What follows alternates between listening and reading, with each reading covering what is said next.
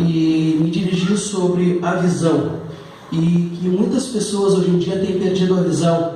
Muitas pessoas têm pensado que acham que sabem alguma coisa, mas na verdade estão fora da visão de Deus. Então eu peguei aqui duas pessoas muito conhecidas do Velho Testamento, o profeta Isaías e também a vida de Ló. E eu comecei a perguntar para Deus, estudar e ver qual a diferença das duas pessoas e o que eu podia trazer de ensino para a igreja. Amém? Então eu comecei a pegar um livro e comecei a ler. E ali eu comecei a aprender sobre a vida do profeta messiânico e sobre a vida de Ló. São duas pessoas que são citadas na Bíblia, mas com duas histórias totalmente diferentes. Então, pergunta para o teu irmão, qual é a tua visão hoje que tu tem do teu ministério?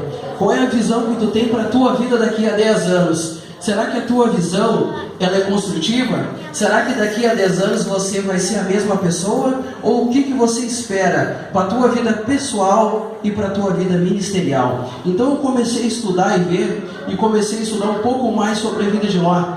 E eu não sei quem trouxe a Bíblia, eu convido a abrir no livro de Gênesis, capítulo de número 13 e verso de número 10. Aleluia. Primeiro livro da Bíblia, livro de Gênesis, capítulo 13 e verso de número 10, que a palavra de Deus diz assim: E levantou Ló os seus olhos e viu toda a campina do Jordão, que era toda bem regada. Antes de o Senhor ter destruído Sodoma e Gomorra, era como o jardim do Senhor, aleluias, como terra do Egito, quando se entra em Zoar.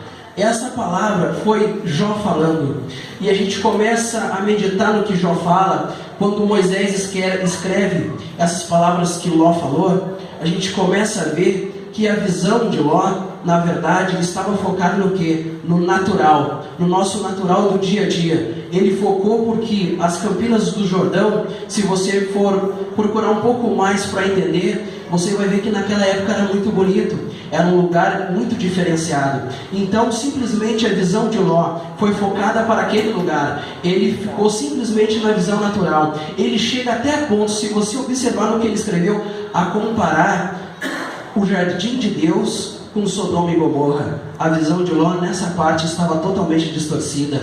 Ele comparou o que era santo com o profano. E a gente começa a ver que a visão dele era somente terrena. E eu comecei a estudar e disse: Deus, quem que eu poderia comparar para trazer para a tua igreja que fosse uma visão diferenciada? Então eu cheguei à conclusão e cheguei a começar a estudar sobre o profeta Isaías. E eu comecei a ver que esse homem foi um dos homens muito citado no Antigo Testamento. No Novo Testamento, novamente ele vem ser citado. Ele começou, as pessoas citavam ele indiretamente 150 vezes só no Novo Testamento. Diretamente 50 vezes. Então imagina, até o dia de hoje a gente fala sobre o profeta Isaías, porque ele teve uma visão diferenciada. E nessa noite eu queria mostrar para vocês, te convido novamente a abrir as suas Bíblias no livro do profeta messiânico, no livro de Isaías, capítulo 53 e verso de número 5. Aleluias. Nós vamos fazer duas comparações que você vai ver a diferença de quem sonha os sonhos de Deus, quem tem a visão, quem não é cego espiritualmente. Aleluia. Livro de Isaías, capítulo 53 e verso de número 5 diz assim: Mas ele foi ferido pelas nossas transgressões e moído pelas nossas iniquidades. O castigo que nos traz a paz estava sobre ele, e pelas suas pesaduras nós fomos sarados. Aleluias. Nós lemos muitas vezes esse versículo, só que nós não prestamos atenção. Isso aqui, Isaías está falando há mais ou menos 680 anos antes de Cristo. Aleluias. Por que eu falo da visão? Por que eu venho falar da visão e trago a vida de Isaías? Porque Isaías, ele teve a visão, ele já anunciava Jesus Cristo como Salvador e João Batista pregando no deserto. Então assim, nessa parte, se tu começar a ler, tu vai ver que o verbo que ele utilizou é totalmente diferente. Vamos ler mais uma vez, mas bem devagar. Se você ler, olha o que ele escreveu. Mas ele foi ferido pelas nossas transgressões e moído pelas nossas iniquidades. O castigo que nos traz a paz estava sobre ele. 680 anos para frente isso aconteceu.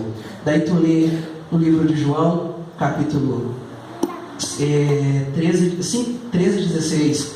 Porque Deus amou o mundo de tal maneira que deu seu Filho unigênito, para que todo aquele que nele crê não pereça, mas tenha a vida eterna.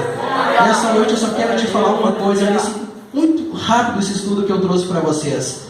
Se você ter a visão de Deus, ter Deus como teu ajudador, Deus como o teu guia, você vai ter a visão que você precisa. Muitos irão falar sobre o que você fez, porque não porque você é você, mas sim porque Deus é com você. Aleluia. Muitas vezes, qual é a mensagem que eu quero trazer? Sonhe os sonhos de Deus e tente sim se firmar cada vez mais e entender o que Deus quer para a tua vida, que a tua vida vai mudar. Aleluia.